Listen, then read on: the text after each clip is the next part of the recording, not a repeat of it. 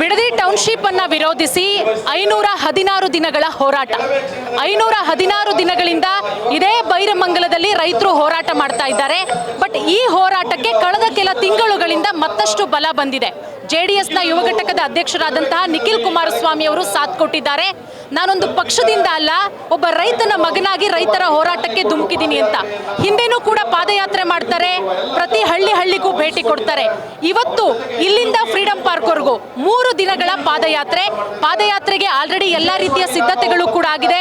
ಸಾವಿರಾರು ಸಂಖ್ಯೆಯಲ್ಲಿ ಜನ ಭಾಗಿಯಾಗಿದ್ದಾರೆ. ಬರೀ ಬಿಡದಿ ಸುತ್ತಮುತ್ತ ಜನ ಅಲ್ಲ, ಮೈಸೂರಿಂದ ಬಂದಿದ್ದಾರೆ, ಮಂಡ್ಯದಿಂದ ಬಂದಿದ್ದಾರೆ, ರಾಮನಗರದಿಂದ, ಹಾಸನದಿಂದನೂ ಕೂಡ ರೈತರು ನಮ್ಮ ರೈತರ ಪರವಾಗಿ ನಿಂತ್ಕೊಂಡಿದ್ದಾರೆ. ಇನ್ನು ಹೋರಾಟಕ್ಕೆ ಜೆಡಿಎಸ್ನ ಸದಸ್ಯರು, ಅದರ ಜೊತೆಗೆ ನಿರೂಪಕಿ ಹಾಗೆ ನಟಿ ಜಾಹ್ನವಿ ಅವರು ಕೂಡ ಇದ್ದಾರೆ.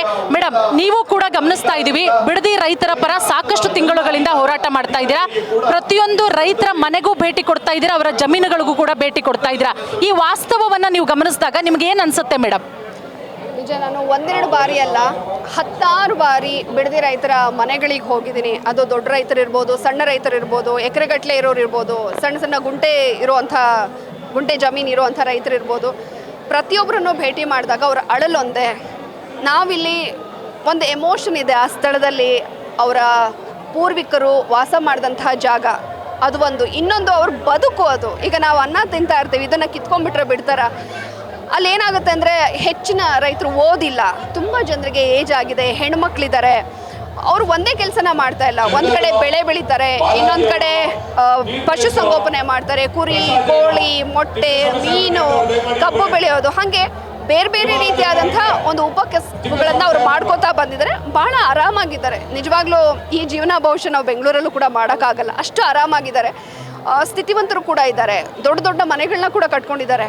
1 ವರ್ಷದ ಹಿಂದೆ ಒಂದು ಒಳ್ಳೆ ಮನೆ ಕಟ್ಟಿದ್ದಾರೆ, ಅದನ್ನು ಬಿಟ್ಟು ಹೋಗಬೇಕು ಅಂತಂದಾಗ ಹೇಗಾಗಬೇಡ. ಸೊ ಆ ಜಾಗದಲ್ಲಿ ಕಾಂಗ್ರೆಸ್ ಸರ್ಕಾರದ ಏನು ಸೋ ಕಾಲ್ಡ್ ರಾಜಕಾರಣಿಗಳಿದ್ದಾರೆ, ಅವರು ನಿಂತು ಯೋಚನೆ ಮಾಡಿದಾಗ ಅವ್ರು ಬಿಟ್ಬಿಡ್ತಾರ? ಇಲ್ಲ, ಅವ್ರ ಹೆಂಡತಿ ಮಕ್ಕಳು, ಅವ್ರ ತಂದೆ ತಾಯಿ ಎಲ್ಲರೂ ಚೆನ್ನಾಗಿದ್ದರೆ ಸಾಕು. ಇವ್ರು ಏನು ಹಾಳು ಬಿದ್ದೋದ್ರೂ ಪರವಾಗಿಲ್ಲ, ಅವ್ರ ಸಮಾಧಿ ಮೇಲೆ ನಾವು ಸೌಧ ಕಟ್ಕೋಬೇಕು, ಕೋಟ್ಯಾಂತರ ರೂಪಾಯಿ ದುಡ್ಡು ಮಾಡ್ಕೋಬೇಕು, ಕೊಳ್ಳೆ ಹೊಡಿಬೇಕು, ಹೈಕಮಾಂಡ್ ಕೊಡಬೇಕು ಫಂಡ್, ಅದಷ್ಟೇ ಅವ್ರ ಉದ್ದೇಶ ಹೊರತು ಇನ್ಯಾವ ಉದ್ದೇಶನೂ ಅಲ್ಲಿ ಕಾಣ್ತಾ ಇಲ್ಲ. ಸೊ ಹಾಗಾಗಿ ರೈತರ ಪರಿಸ್ಥಿತಿಯನ್ನು ಕಣ್ಣಾರೆ ಕಂಡಂತಹ ನಾನಿರ್ಬೋದು, ನಮ್ಮ ಪಕ್ಷ ಇರ್ಬೋದು, ಕಳೆದ 518 ದಿವಸಗಳಿಂದ ಅವರ ಹೋರಾಟಕ್ಕೆ ಬೆಂಬಲವಾಗಿ ನಿಂತಿದೆ. ಇವತ್ತು ಅದರ ಮುಂದುವರೆದ ಭಾಗವಾಗಿ ನಾವು ಪಾದಯಾತ್ರೆಯನ್ನು ಹಮ್ಮಿಕೊಂಡಿದ್ದೀವಿ.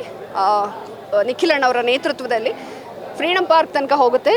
3ನೇ ದಿವಸ ಅಪ್ಪಾಜಿ ಕೂಡ ಭಾಗಿಯಾಗ್ತಾರೆ, ನಮ್ಮ ಮಣ್ಣಿನ ಮಗ ದೇವೇಗೌಡರು. ಸೊ ಹಾಗಾಗಿ ಸರ್ಕಾರಕ್ಕೆ ಈಗಿನಿಂದಲೇ ಕಂಪನ ಶುರುವಾಗಿದೆ ಅಂತ ಅನಿಸುತ್ತೆ. ಸೊ ಅದಕ್ಕೆ ಉದಾಹರಣೆ ಹಾಗೆ ನಿನ್ನೆ ಸಮಿತಿಯನ್ನು ಕೂಡ ರಚನೆ ಮಾಡ್ತೀವಿ ಅಂತ ಹೋಗಿರೋದು. ಇದನ್ನೆಲ್ಲ ಈಗ ಮಾಡಬೇಕಾ ಅಥವಾ ಆರಂಭಿಕ ಹಂತದಲ್ಲಿ ಮಾಡಬೇಕಾ?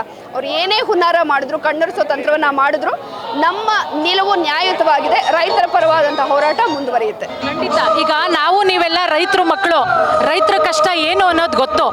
ಇಲ್ಲಿ ನಾವು ಗಮನಿಸಿದಂಗೆ ಜಾಹ್ನವಿ ಮೇಡಮ್, 9,000 ಎಕರೆ ಏನು ಭೂಸ್ವಾಧೀನ ಮಾಡ್ಕೊಳಕ್ ಹೊರಟಿದ್ದಾರೆ, ಇದರಲ್ಲಿ 10 ಎಕರೆ 20 ಎಕರೆ ಇರೋ ರೈತರು ಯಾರು ಇಲ್ಲ. 10 ಗುಂಟೆ 20 ಗುಂಟೆಲಿ 1 ಹಸ 2 ಹಸ ಸಾಕೊಂಡು ಡೈಲಿ 10 ಲೀಟ್ರ್ 20 ಲೀಟ್ರ್ ಹಾಲು ಇಟ್ಕೊಂಡು ಜೀವನ ಮಾಡೋರಿದ್ದಾರೆ. ಅಂತ ರೈತರ ಕಷ್ಟ ಸರ್ಕಾರ ಕಾಣಿಸ್ತಾ ಇಲ್ವಾ ಅಂತ? ನಿಜ ನೋಡಿ, ಏನು ಆ ಸಣ್ಣ ಗುಂಟೆಯಲ್ಲಿ ಕುರಿ, ಕೋಳಿ, ಹಸು ಅದೆಲ್ಲ ಸಾಕೊಂಡು ಜೀವನ ಮಾಡ್ತಾ ಇದ್ದಾರೆ. ಕೇವಲ 15 ದಿವಸದಲ್ಲಿ 35,000 ಅಂದರೆ ತಿಂಗಳಿಗೆ 60ರಿಂದ 70,000 ದುಡಿತಾ ಇದ್ದಾರೆ. ಇಲ್ಲಿ ಅವ್ರಿಗೆ ಮನೆ ಇರುತ್ತೆ, ತಿನ್ನೋದಕ್ಕೆ ಸೊಪ್ಪು ಸದೆ ಎಲ್ಲ ಸಿಗುತ್ತೆ. ಸೊ ಹಾಗಾಗಿ ಖರ್ಚು ಅನ್ನೋದು ಬಹಳ ಕಡಿಮೆ. ಇವರು ಅದೆಲ್ಲ ಬಿಟ್ಟು ಬೆಂಗಳೂರಿಗೆ ಇವ್ರನ್ನ ಶಿಫ್ಟ್ ಮಾಡಿಬಿಟ್ರೆ ಅಲ್ಲಿ ಬಾಡಿಗೆ ಕಟ್ಟಕ್ಕಾಗುತ್ತಾ? ಕಾಸ್ಟ್ ಆಫ್ ಲಿವಿಂಗ್ ಎಷ್ಟು ಹೈ, ನಾವುಗಳೇ ಜೀವನ ಮಾಡೋಕ್ಕಾಗೋದಿಲ್ಲ. ಸೊ ಹಾಗಾಗಿ ರೈತರ ಸ್ವಚ್ಛಂದವಾದಂಥ ಬದುಕಿಗೆ